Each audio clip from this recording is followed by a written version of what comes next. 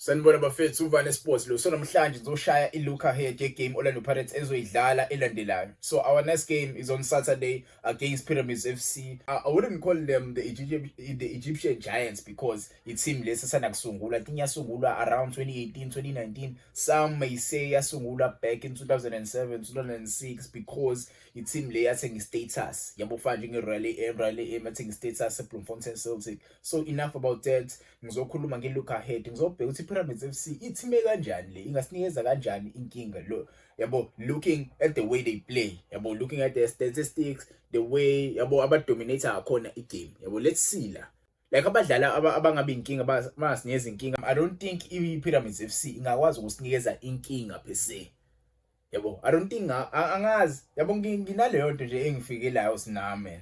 Pyramids FC ngezishaya, Pyramids FC ngezishaya, yabo. kunaleyo because masubheka ku-group yabo, they finished second in their group, yabo. Njengoba befinish second, it's not that they finished second because bahluleli number 1. No, ama-point abo bilingane no number 1 wabo. I think number 1 wabo be-Esperance, if I'm not mistaken, yabo. Maybe you can go and look for me lapho bebekiphi i-group, but bona bebekwazi ukuthi ukudlala mfethu, yabo. Looking at the games esesiwadlalile, we played 8 matches in this competition. Bona bakore 18 goals, thina sascore 11 goals, yabo. Asiyona i-team ekora kakhulu. Orlando Pirates ile team le ekoro 1-0, yabo. I-team ekanjalo esenza njalo kulama games nje, yabo. Past games sawadlalile, go score 11, bakola 18, sa consider 3, ba consider 7. Masubheke amagoli esiwa-consider, we don't consider many goals, yabo. We don't concede many goals. Bona ke baya-consider impela ama-assist abawashayo 16 assist, thina sama-assist 8. So masubheke impela i-Pyramids FC, their i-positioning yabo, yabo, indlela abayi-positiona ngempela, they are able to take good positions if they want to score, yabo. Uma befuna ukukora bayakwazi ukuthatha ama-position and ba-dangerous. I-positioning yabo bayakwazi ukuyicutha, yabo. Bayakwazi ukubeka abadlali even when they attack, yabo. Even when they attack, they know how to make ama-opportunities out of nothing. They are very dangerous. Bayakwazi ukhead ibhola. Iyona ke into ethina inkinga esinayo right now. Our players abakwazi ukudefenda ama-set piece, yabo. Uma bethola i-opportunity kukancane ukuthi bayishobe. Ingakho bescore ama-goals awu-18, yabo. Ingakho bescore ama-goals awu-18. It's rare for them to miss an opportunity, yabo. They are pressing game. You must know that you want to, kumele wazi ufuna ukuyenzani ibhola. You must already know when someone passes you the ball, let's say uSmith bampassela ibhola, kumele wazi ulenzani ibhola. You must know already when they pass you the ball, yabo. You must take the decision before the ball lize kuwena, yabo, because their press is very quick, yabo. Bayakwazi ukuregaina ibhola mebeliluza fast, yabo. So kumele wenze sure kumele senze sure siyaminimize ama-mistakes esiwenzayo, yabo, because ama-mistakes esizowenza angasilidela ukuthi siconcede igoli, yabo. Ama-mistakes nje esizowenza against i-Pyramids FC angasikosta kakhulu bafethu. So kumele sikwazi ukuyibheka into ey'kanjalo ne-combination yabo. Singabavumeli ukuthi badlala ibhola phambi kwethu sikhona, yabona nje le game esoyidlala njengoba sodlala home. Kumele senze sure siyabacindezela ngempela. Akusiyona abasiwona ama-visitors akwaziyo ukuwina bebedlala away, yabo. Same as i-Al-Ahly. I don't think i-Al-Ahly yakuthanda ukudominate bedlala away. Remember the game we played against the Al-Ahly, sadrawala ngo-0-0. They play for a draw. If you watch their latest game, Pyramids FC bebedlala nani, I wouldn't say the latest game that bebedlala against because bashiya ischeme sabo. Izolo ade bedlala, yabo, ade bedlala izolo bashiya ischeme esibhedayo. Kwandiza beza la eSouth Africa, beza ne-main team yakhona. Fiston Mayele ukhona ke kwi-scheme sabo, yabo. So their combinations, bashaya ama-short passes, badlala ibhola elicishe elifane njengelethu, yabo. Ama-short passes labo abenza bakwazi ukubuilda ibhola from the back, yabo. Kuba tricky ke, kulula ukuthi wenza ama-mistakes uzodlala ne-team eshaya ama-short passes, yabo. Mase senze sure siyaminimize ukushaya ama-tackle angenasidingo because uthola amakhadi angenasidingo, yabo. I-defense yabo ba-very organized, yabo. Ba-very organized. I-quick passing yabo nje angazi ngempela, yabo. I-team mfethu eyaziyo ukuthi yenzani, i-team eyaziyo ukuthi yenzani. Bayakwazi ukucontrola ibhola at the back, yabo bayakwazi ngempela ukucontrol ibhola at the back. Wena ungangitshela ukuthi umuphi umdlalo ongamqalisa phambili kulama strikers esinawo, yabo angazi. Wena wangitshela ama-comments, ungakhohlwa usubscribe bafethu uba nesports la. Mase sibheka on our side, i-positioning yethu nathi right, angifuqa manga. Orlando Pirates is one of the best teams la ku-Betway Premiership la eSouth Africa nje ene-positioning right. Inkinga ibuya ishaye lapha kwi-right back position yethu, yabo kuleya right back position yethu. Many teams are targeting that position because they know the player that plays in that position likes to drift away from his position and play as a right wing. Yabo, if our right wing back can normalize coming back and help the team and defend, our right wing back uVan Rooyen, he plays ibhola elimnandi bafethu. He plays ibhola elimnandi, but his one crucial mistake ilento yongabuyi asize i-team.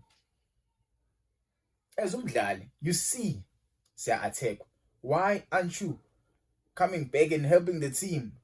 Yabo, izinto ezikanjalo nje bese ezincane esingasenza ukuthi sidliwe yabo midlalo against iPyramids FC because ba quick labajita dlala nabo. Bayakwazi ukushintsha ibhola fast. Maybe attack nje.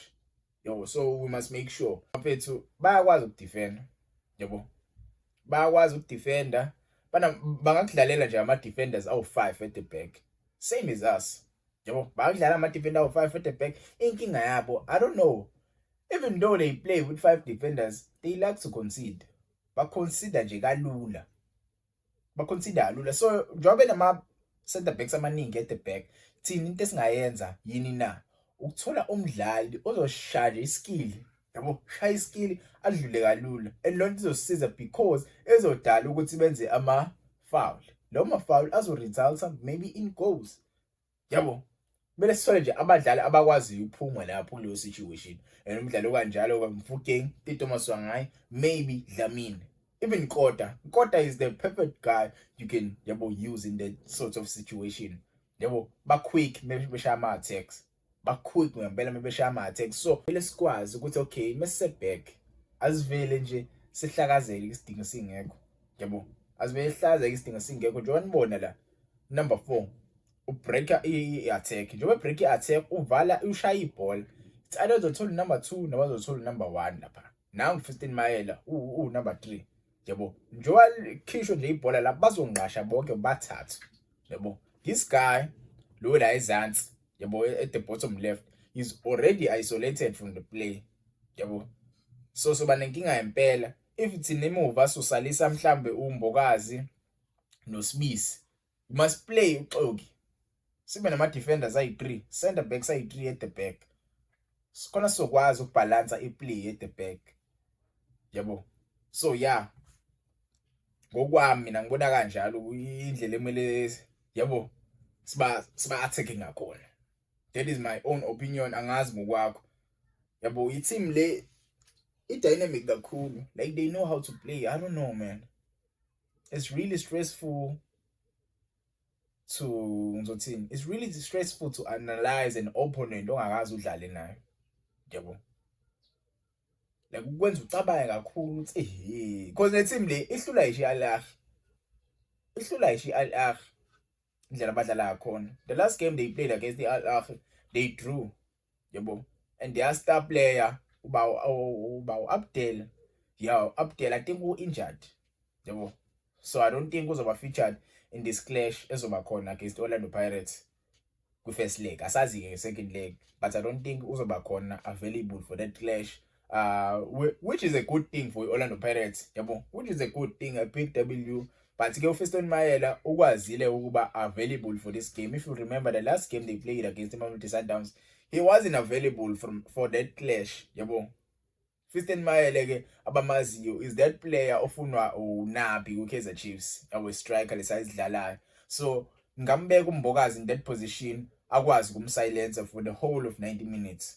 Yabo. So I gave uMbokazi umsebenzi wangempela ukuthi amsilence. Yabo, with defense yethu, yeah, sigudi ke thina with defense. Angifuqa manga, one of the best defenses in the league. Yabo, we have one of the best defense. So ungangitshela ngokwakho ithini score prediction yale game Orlando Pirates ezoyidlala against the Pyramids FC? Are we going to the final? Are we going to the final? This is the first leg, by the way. The first leg le izodlala second leg next week if I'm not mistaken. So abajida kumele benze sure siyabuya lapha siyale eCairo. Sihamba neadvantage enkulu because asikwazi ngeCairo ngo-0-0. Asikwazi ngeCairo ngo-0-0. Angifuqa manga singafani ne-Stellenbosch. Stellenbosch ikwazile uku-overcome izamalek last game they played. Yebo. So kumele sensure no sinathi siyahamba at least ne-advantage because mase siyele ku-Pyramids sino 0-0. I don't think we sokwazi ukusurvive. So kumele sithole la eSouth Africa advantage. Yebo. Uba nesport lo bafethu ungakhohlwa usubscriber. Ngiyathanda nonke bafethu. Ngiyabonga ngo-10,000 subscribers. Angifuqa manga 10,000 subscribers. Manje sesiyakhuphuka manje asiku-20,000 subscribers bafethu. Siku-20,000 subscribers sihlule le percentage yama-followers enginawo ka-TikTok. Ngifuna nje la kuphele lo nyaka sesi-100k. Kwazi ba maybe singawushaya 100k ngabo June asazi. Ngiyabonga bafethu for i-support eningiyayo yona. Ngiyabonga.